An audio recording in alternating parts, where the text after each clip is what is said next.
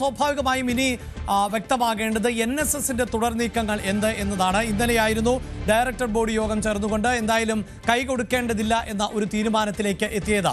അവിടെ ഇനിയും സംശയങ്ങളുണ്ട്. അതായത് NSSനെ സംബന്ധിച്ചിടത്തോളം ഇപ്പോൾ ഉണ്ടായിട്ടുള്ള ഈ തീരുമാനം എന്നത് ഒറ്റക്കെട്ടായി എടുത്ത ഒരു തീരുമാനമാണോ? ഞാൻ സൂചിപ്പിച്ചു കഴിഞ്ഞു, സാധാരണ നിലയിൽ ഈ സഖ്യ നീക്കവും ഒക്കെ മുന്നോട്ട് പോകുമ്പോൾ അതങ്ങനെ നേതാക്കൾ വെറുതെ വന്ന് മാധ്യമങ്ങളോട് വിശദീകരിക്കുന്നതല്ല. അതിനു മുമ്പ് തന്നെ ചില കൂടിയാലോചനകൾ, അണിയറ പ്രവർത്തനങ്ങൾ ഉണ്ടാകും. അപ്പോൾ പിന്നെ എന്തുകൊണ്ടാണ് പിന്നീട് ഇത് പരാജയപ്പെട്ടു പോയത്? SNDPയുടെ നീക്കത്തിൽ നേരത്തെ സൂചിപ്പിക്കുന്ന പോലെ, ശരണ്യ സൂചിപ്പിച്ചതുപോലെയുള്ള സംശയങ്ങൾ NSSന് ശക്തമാണോ? NSSന് അകത്ത് ഇതുമായി ബന്ധപ്പെട്ട ഒരു തീരുമാനം ഒറ്റക്കെട്ടായി ഉണ്ടായതാണോ? ഈ പിന്മാറ്റത്തിന് പിന്നിൽ ഈ രാഷ്ട്രീയമായ സാഹചര്യം തന്നെയാണോ ഉണ്ടായത്? അതായത് സാധാരണ ഒരു സാമുദായിക ഐക്യം എന്ന് പറയുമ്പോൾ അതിനെ ഉദ്ദേശിക്കാവുന്നതേ ഉള്ളൂ. സംഘടിച്ച് ശക്തരാകണം എന്ന് വ്യക്തമാക്കിയ ആൾ ഈ ശ്രീനാരായണ ഗുരു തന്നെയാണ് എന്നത് മുന്നിൽ നിൽക്കൂ. അതുകൊണ്ട് തന്നെ സംഘടനാ തലത്തിൽ ബലപ്പെടുക എന്നതിനപ്പുറത്ത് അതിനെ രാഷ്ട്രീയ സമ്മർദ്ദ വേദിയാക്കി മാറ്റാൻ SNDP ശ്രമിക്കുന്നുണ്ടോ എന്ന സംശയം കൂടി NSSനുണ്ടായി എന്ന് വേണം അനുമാനിക്കാൻ. ശ്രീജിത്ത്, ഇന്നലെ തന്നെ ഇതുമായി ബന്ധപ്പെട്ട ഒരു വിശദീകരണം NSSന്റെ ഭാഗത്ത് നിന്നുണ്ടായി എങ്കിൽ പോലും എന്താണ് നമുക്കിപ്പോൾ NSSൽ നിന്ന് ആഭ്യന്തരമായി മനസ്സിലാക്കാൻ സാധിക്കുന്നത്? SNDPയുടെ നീക്കത്തിൽ കൃത്യമായ ഒരു രാഷ്ട്രീയമുണ്ട് എന്നും ആ രാഷ്ട്രീയം NSS തിരിച്ചറിഞ്ഞു എന്നതാണോ ഇപ്പോഴത്തെ വസ്തുത? അഭിലാഷ, അതാണ് NSS നേതൃത്വം ചൂണ്ടിക്കാണിക്കുന്നത്. ഇതിന് പിന്നിൽ പല ചരടുവലികളും ഉണ്ടായിട്ടുണ്ട് എന്ന കാര്യത്തിൽ യാതൊരു സംശയവുമില്ല. ഇപ്പൊ നേരത്തെ ചരണ്യൊക്കെ ചൂണ്ടിക്കാണിച്ചതുപോലെ NDAയുടെ നേതാവ് വരുന്നു, തുഷാർ വെള്ളാപ്പള്ളി. ഇതൊന്നും NSSനെ ഒരു തരത്തിലും ബാധിച്ചിരുന്നില്ല തുടക്കത്തിൽ. അത് ആവർത്തിച്ചുള്ള ചോദ്യത്തിന് NDAയുടെ നേതാവല്ലേ എന്ന ചോദ്യത്തിന് അത് എന്താണ് കുഴപ്പം, അദ്ദേഹം ഒരു സാമുദായിക നേതാവ് കൂടിയല്ലേ എന്ന വിശദീകരണമാണ് അന്ന് സുകുമാരൻ നായർ നൽകിയത്. അതായത് തന്നെ മകനെ പോലെ സ്വീകരിക്കും, അല്ലെ സഹോദരനെ പോലെ സ്വീകരിക്കും എന്നായിരുന്നു അതിന് മറുപടി. രണ്ട്, ഈ വെള്ളാപ്പള്ളി പല വർഗീയ പരാമർശങ്ങളും നടത്തുന്നുണ്ടല്ലോ എന്ന ചോദ്യത്തിന് അത് ഓരോ സംഘടനയ്ക്കും, ഇങ്ങനെ സഖ്യമുണ്ടായ ശേഷം ഓരോ സംഘടനയ്ക്കും അവരുടെ നിലപാട് പറയാം. പിന്നീട് മറ്റിപ്പോ ജമാഅത്തെ ഇസ്ലാമിയുമായി പോലും ചർച്ച നടത്തും എന്ന് പറഞ്ഞു. അതിനെയും NSS തള്ളിയിരുന്നില്ല എന്ന്. അതായത് NSS അതിന് ചൂണ്ടിക്കാണിച്ചത് അതിനെന്താണ്, ഇത് ഒരു സഖ്യമുണ്ടായി എന്ന് കരുതി SNDPക്ക് വേറെ ആരുമായി സംസാരിക്കാൻ കഴിയില്ലേ? അത്രയധികം സ്വാതന്ത്ര്യത്തോടു കൂടിയാണ് G സുകുമാരൻ നായർ ഇതിലേക്ക് എത്തിയത് എന്നുള്ളതാണ്. അതായത് ഇപ്പോൾ പറയുന്ന കാരണങ്ങൾ നേരത്തെ ചോദ്യങ്ങളായി ഉയർന്നു വന്നതാണ്. ആ ചോദ്യങ്ങൾക്കെല്ലാം മറ്റൊരു ഉത്തരമാണ് അന്ന് G സുകുമാരൻ നായർ നൽകിയിരുന്നത്. അതിനപ്പുറത്തേക്ക് ഇപ്പോൾ ഉരുത്തിരിഞ്ഞൊരു പുതിയ രാഷ്ട്രീയ സാഹചര്യം, അത് പത്മ അവാർഡുമായി ബന്ധപ്പെട്ടതാണ്. അതാണ് SNDPയെ ഒരു സംശയ നിഴലിലേക്ക് NSS കൊണ്ടുചെന്ന് എത്തിക്കുന്നത്. അതായത് അഭിലാഷ് ഇന്നലെ പറഞ്ഞ മറുപടിയിലും വളരെ ശ്രദ്ധേയമായ ഒരു കാര്യമുണ്ടത്. ഇതിൽ സർക്കാരുമായി, സംസ്ഥാന സർക്കാരുമായി ബന്ധപ്പെട്ട വിഷയങ്ങളിൽ ഇപ്പോഴും NSSന് അഭിപ്രായ വ്യത്യാസമില്ല. ഫലത്തിൽ ഇതൊരു സംസ്ഥാന സർക്കാരിന് അല്ലെങ്കിൽ ഇടതുമുന്നണിക്ക് വേണ്ടിയുള്ള ഒരു നീക്കമായി വിലയിരുത്തപ്പെടുന്നുണ്ടെങ്കിൽ പോലും ഭാവിയിൽ ഇതൊരു ഹൈന്ദവ ഐക്യം എന്ന നിലയിൽ തന്നെയാണ് G സുകുമാരൻ നായരും കഴിഞ്ഞ ദിവസം നടത്തിയ വാർത്താ സമ്മേളനത്തിലും ഇന്നലെ നടത്തിയ വാർത്താ സമ്മേളനത്തിലും അത് കാലഘട്ടത്തിന്റെ ആവശ്യമെന്ന് ചൂണ്ടിക്കാണിച്ചുകൊണ്ടാണ് ആ നീക്കത്തിലേക്ക് പോയത്.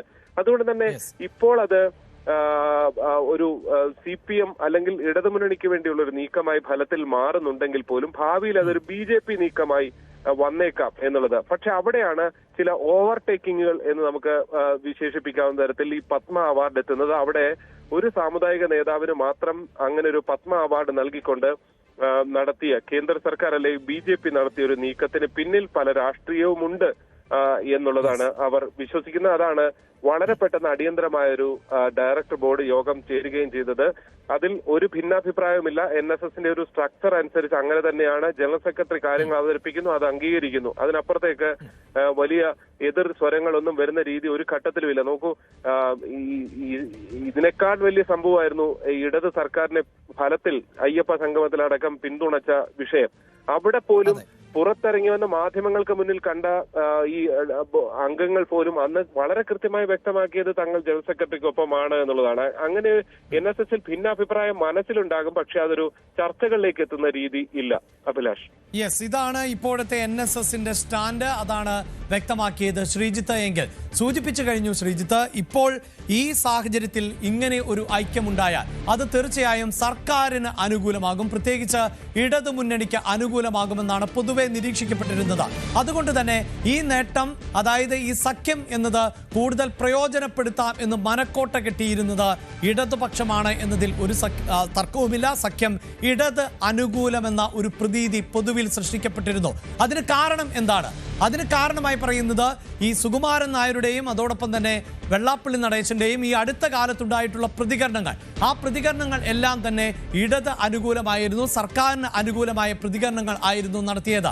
ആ പ്രതികരണങ്ങളിൽ ഒന്നാണ് നേരത്തെ ശബരിമല വിഷയത്തിൽ ഉൾപ്പെടെ. ശബരിമലയിൽ നമുക്കറിയാം വിശ്വാസ സമൂഹത്തിന്റെ വലിയ പ്രതിഷേധം കണ്ടതാണ്. അതിന്റെ മുൻനിരയിൽ തന്നെ NSS അനുഭാവികൾ ഉണ്ടായിരുന്നു. പക്ഷേ പിന്നീട് സുകുമാരൻ നായർ പറഞ്ഞത് ഈ വിഷയത്തിൽ ഏറ്റവും അനുകൂലമായി നിലപാട് സ്വീകരിച്ചത് ഇടതുപക്ഷ സർക്കാരായിരുന്നു എന്നതാണ്.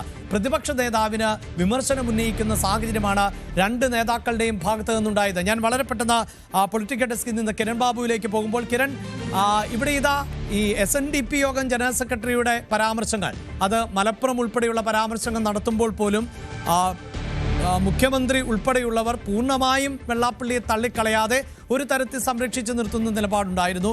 പലപ്പോഴും മുഖ്യമന്ത്രിയുടെ ജിഹ്വയായി പ്രവർത്തിച്ചത് വെള്ളാപ്പള്ളി നടേശനാണ് എന്ന് രാഷ്ട്രീയ വിമർശനമുണ്ടായി. അതേ തരത്തിൽ തന്നെ സർക്കാരിനെ പുകഴ്ത്തുന്ന സമീപനം സുകുമാരൻ നായരിൽ നിന്നുമുണ്ടായി. അപ്പോൾ ആ രണ്ട് നേതാക്കൾ ഒരുമിച്ചാൽ ആത്യന്തികമായി അത് തങ്ങളുടെ വോട്ട് ബാങ്ക്, അടിസ്ഥാന വോട്ടുകൾ കൂടുതൽ സുരക്ഷിതമാക്കും എന്ന് ഇടതുപക്ഷം കരുതിയിരുന്നു. അതുകൊണ്ട് തന്നെ എത്രത്തോളം തിരിച്ചടി ഉണ്ടാക്കുന്നുണ്ട് ഇടതുപക്ഷത്തിന് ഈ നീക്കം? അഭിലാഷ്, NSS SNDP ഐക്യം, ഈ ഐക്യം വരുമ്പോൾ അതിൻ്റെ രണ്ടുപേരും ഏതെങ്കിലും ഒരു മുന്നണിയെ പരസ്യമായി അനുകൂലിക്കുകയോ ഒരു മുന്നണിയെ തള്ളിക്കളയുകയോ ഒന്നും ചെയ്തില്ലെങ്കിലും അതിന് പുറത്തേക്ക് വന്നൊരു ഫീൽ എന്ന് പറയുന്നത് ഈ രണ്ടുപേരും ഒരുപോലെ മുഖ്യമന്ത്രി പിണറായി വിജയനെ പുകഴ്ത്തുന്നു, സർക്കാരിൻ്റെ നിലപാടുകൾക്ക് ഒപ്പം നിൽക്കുന്നു. വെള്ളാപ്പള്ളി അദ്ദേഹത്തിൻ്റെ ശൈലിയിൽ ഒരു പടി കൂടി കടന്ന് നേരത്തെ തന്നെ അദ്ദേഹം പിണറായി വിജയനുമായി വളരെ അടുപ്പം സൂക്ഷിക്കുകയും പിണറായി വിജയന് വേണ്ടി പരസ്യമായി വാദിക്കുകയും ഒക്കെ ചെയ്യുന്ന, CPM-ന് അപ്പുറത്തേക്ക് പിണറായി എന്ന നേതാവിലേക്ക് ആ തരത്തിൽ വിശ്വാസമൊക്കെ പുലർത്തുകയും അടുപ്പം പുലർത്തുകയും ഒക്കെ ചെയ്യുന്ന നേതാവാണ്. പക്ഷേ NSS general secretary G. Sukumaran Nair അങ്ങനെ ആയിരുന്നില്ല. 2021 നിയമസഭാ തെരഞ്ഞെടുപ്പ് നടക്കുമ്പോൾ വോട്ടെടുപ്പിന് അന്ന് രാവിലെ ആദ്യം വന്ന പൊളിറ്റിക്കൽ പ്രഖ്യാപനം എന്ന് പറയുന്നത് G. സുകുമാരൻ നായരുടേതാണ്. അദ്ദേഹം വോട്ട് ചെയ്തിട്ട് വന്നിട്ട് പറഞ്ഞത് ശബരിമലയിൽ വിശ്വാസത്തെ ലംഘിക്കാൻ ശ്രമിച്ച സർക്കാരിനെ താഴെ ഇറക്കാനുള്ള തെരഞ്ഞെടുപ്പാണിത്. വളരെ പച്ചയായ ഒരു പ്രസ്താവനയാണിത്. LDF-നെ തോൽപ്പിക്കുക, UDF-നെ വിജയിപ്പിക്കുക എന്നുള്ളത് തന്നെയായിരുന്നു ആ പ്രസ്താവന. പക്ഷേ ആ പ്രസ്താവന ഉണ്ടായെങ്കിലും ഏതെങ്കിലും തരത്തിൽ അതിനൊരു ഇമ്പാക്റ്റ് ഉണ്ടാക്കാൻ ആ നിയമസഭയിൽ കഴിഞ്ഞില്ല എന്ന് മാത്രമല്ല, ഇടതുമുന്നണി പ്രതീക്ഷിച്ചതിനേക്കാൾ വലിയ ഭൂരിപക്ഷത്തോടുകൂടി അവിടെ അധികാരത്തിൽ വരികയും കേരളത്തിൻ്റെ ചരിത്രത്തിൽ ആദ്യമായി തുടർഭരണം ഉണ്ടാവുകയും ഒക്കെ ചെയ്തു. പിന്നീട് പല സംഭവ വികാസങ്ങൾ, അതിന് സുകുമാരൻ നായരുടെ കുടുംബവുമായി ബന്ധപ്പെട്ട ചില കേസുകളും ഒക്കെ പറയപ്പെടുന്നുണ്ട്. കൂടുതൽ വാർത്തകൾക്ക് News 18 Keralam YouTube channel subscribe ചെയ്യുക.